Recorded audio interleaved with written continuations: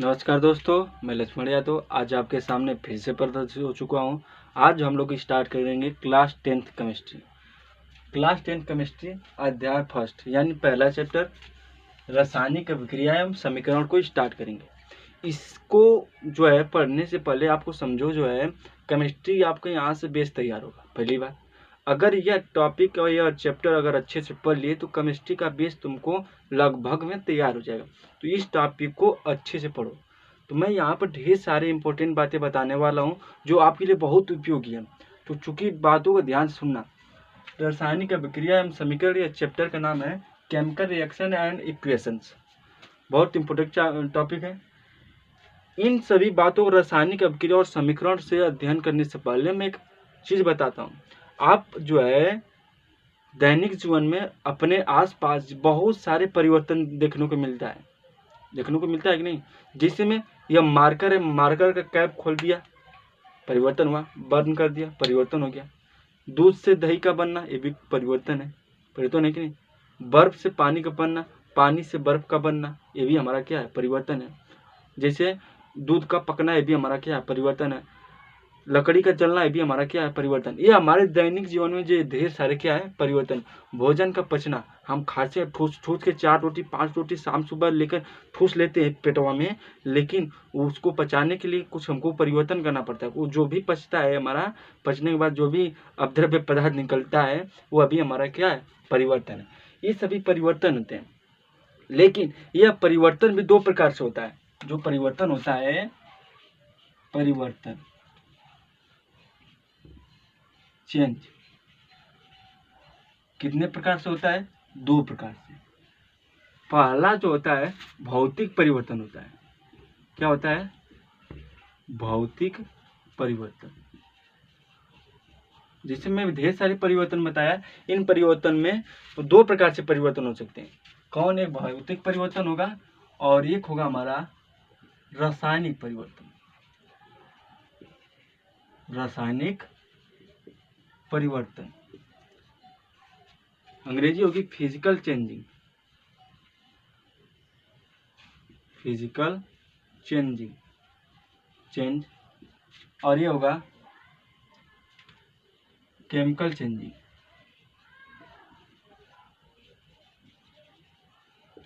ठीक। तो बात में क्या कर रहा हूँ, जो भी परिवर्तन मैं बताया हूँ, गैस का छूटना भी एक प्रकार का परिवर्तन है, भैंस का गोबर का निकालना भी एक प्रकार का परिवर्तन है, गोबर का गोईठा बनना है भी एक प्रकार का परिवर्तन है, गोईठे से आग का जलना है भी एक प्रकार का परिवर्तन है। ये सभी जितने मैं परिवर्तन बता रहा हूँ, यह परिवर्तन में 2 प्रकार से परिवर्तन होते हैं। एक भौतिक परिवर्तन होता है, एक रासायनिक परिवर्तन है। लेकिन हमको इसमें देखना क्या है कि कौन इसमें भौतिक परिवर्तन हो रहा है, कौन रासायनिक परिवर्तन हो रहा है। जैसे मैं बहुत सारे एग्जाम्पल बता रहा हूँ। गोबर का बनना, गोबर से गोईठा का बनना, गोईठे से आग का जलना, दूध से दही का फटना, मार्कर का खुलना, मार्कर का टूटना, कुर्सी का टूटना, ये सभी कैसे परिवर्तन है, इसको देखना हमको। तो चूंकि देखो, सबसे पहले परिवर्तन जानेंगे भौतिक परिवर्तन। भौतिक परिवर्तन में क्या होता है, भौतिक परिवर्तन में जो है भौतिक अवस्था, पदार्थ की भौतिक अवस्था, आकार, भौतिक अवस्था मतलब ताप, वृद्धि, आयतन, द्रव्यमान नहीं, सॉरी, विद्युत चालकता, करंट, इन सभी में क्या होगा, परिवर्तन। आकार में क्या होगा, परिवर्तन। लेकिन उसके द्रव्यमान और रासायनिक संगठन में कोई परिवर्तन नहीं होगा। बात समझना, मैं क्या कर रहा हूँ, भौतिक परिवर्तन कर रहा हूँ। भौतिक परिवर्तन क्या होगा, जब किसी पदार्थ में क्या हो, उसमें जो है उसकी आकार में परिवर्तन हो, क्या हो, उसके आकार में परिवर्तन है, आयतन में परिवर्तन हो, ताप में परिवर्तन है, वृद्धि में परिवर्तन हो, वह क्या कहलाएगा, हमारा भौतिक परिवर्तन। लेकिन न तो उसके द्रव्यमान में परिवर्तन हो, न तो उसके रासायनिक संगठन में परिवर्तन होगा, वह अभी हमारा क्या कहलाएगा, भौतिक परिवर्तन। जैसे में यह मार्कर है ना, मार्कर को मैं यहाँ से तोड़ दिया, मान लो यहाँ से तोड़ दिया, टूटने के बाद यह पदार्थ तो हमारा वही है, पदार्थ तो बदला नहीं, लेकिन आकार बदल गया। पहले कुछ और अजीब ढंग का दिखता था, अब देखो कुछ अजीब ढंग का हो गया। लेकिन अगर टूटने के बाद इसको तौला जाएगा तो इनका द्रव्यमान सेम आएगा, कोई ज्यादा परिवर्तन इसमें नहीं देखने को मिलेगा। अर्थात इसमें कोई नया पदार्थ का निर्माण नहीं हुआ, मारकर या टूट कर वही हमको दिखाई दे रहा है जो पहले पदार्थ था। जैसे में बर्फ का पानी का बनना, बर्फ से पानी का बनना, ये भी हमारा भौतिक परिवर्तन है। देखो पानी ही है, बर्फ से पानी बना है, पानी से बर्फ बना है, एक ही पदार्थ है, लेकिन कोई नया पदार्थ इसमें बन नहीं रहा है। द्रव्यमान भी उसका क्या रहेगा, सेम रहेगा, उसमें द्रव्यमान भी कोई परिवर्तन नहीं होगा।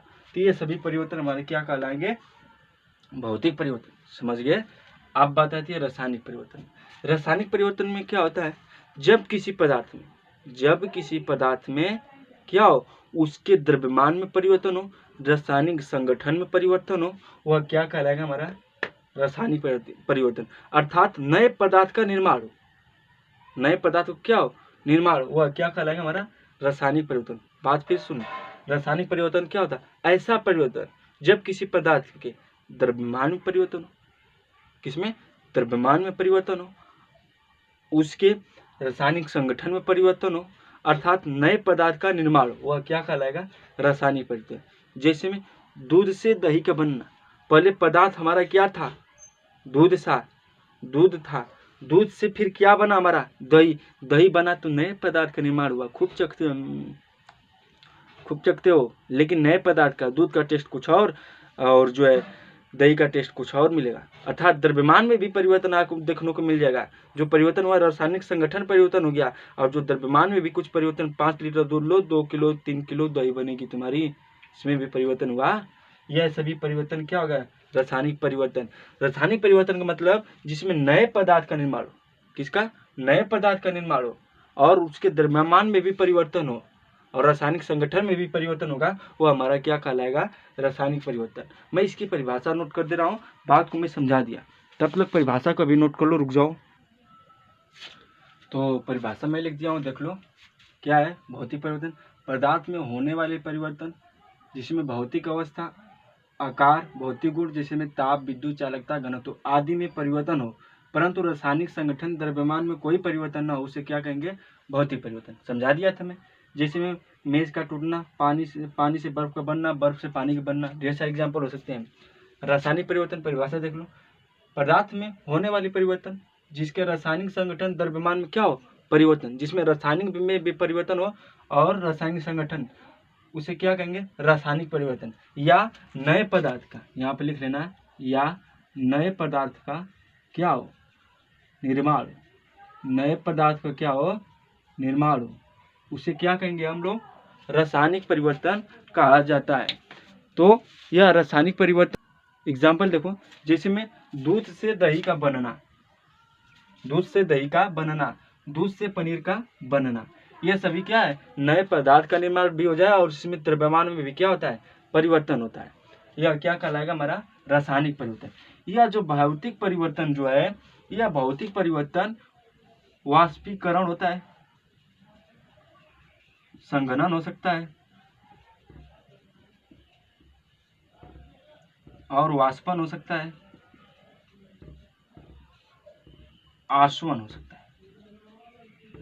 ये सभी जितने भी परिवर्तन होंगे, वाष्पीकरण जिसमें होगा, संघनन, वाष्पन, आसवन, जिसमें जितने में परिवर्तन होगा, ये सभी परिवर्तन किसमें आ जाएंगे, भौतिक परिवर्तन। रासायनिक परिवर्तन में क्या होगा, रासायनिक परिवर्तन में क्या होगा, अवस्था में परिवर्तन हो जाएगा, अवस्था में परिवर्तन, रंग में परिवर्तन, रंग में परिवर्तन, गैस में परिवर्तन,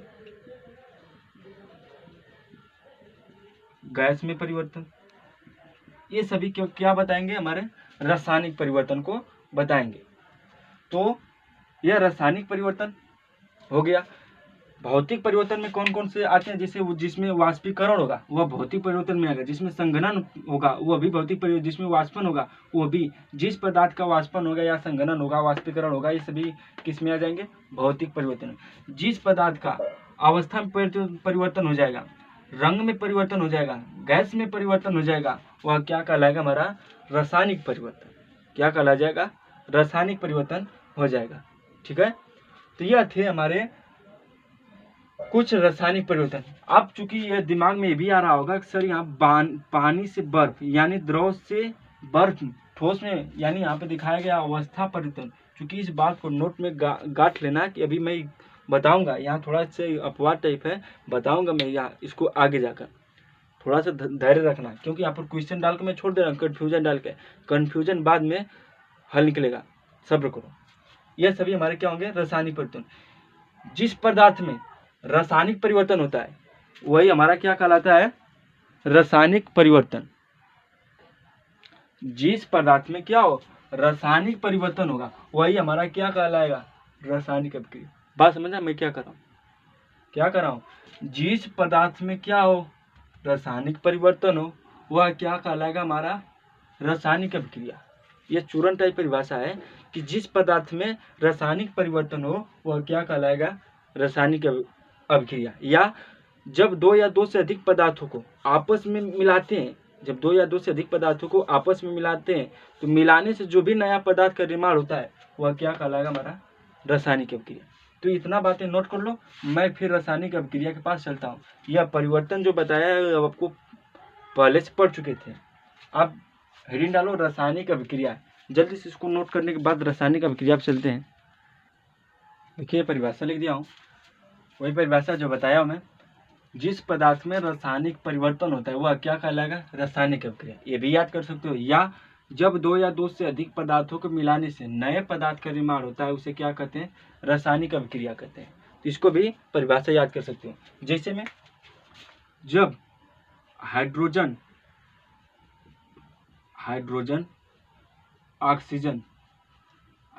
और ऑक्सीजन को मिलाने से क्या बनता है, हमारा जल, यानी जल बनता है, यानी पानी बनता है।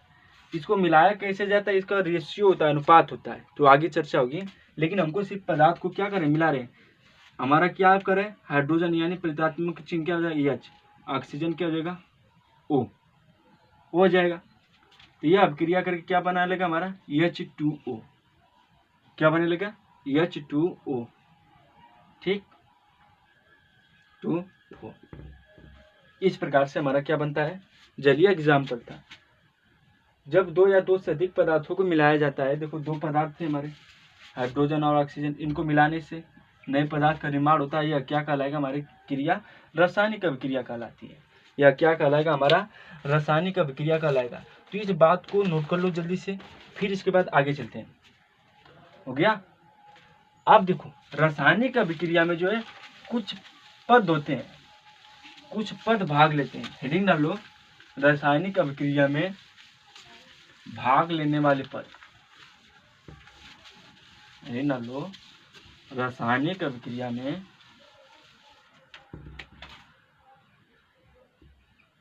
भाग लेने वाले पद। भाई जैसे रासायनिक अभिक्रिया में तो बता दिए कि दो पदार्थों के मिलाने से हमारा नए पदार्थ का निर्माण होता है, वह रासायनिक अभिक्रिया हो जाएगी। लेकिन उसमें भी दोनों पदार्थ को मिलाने के लिए कुछ पद होते हैं। कैसे मिलाओगे, जैसे में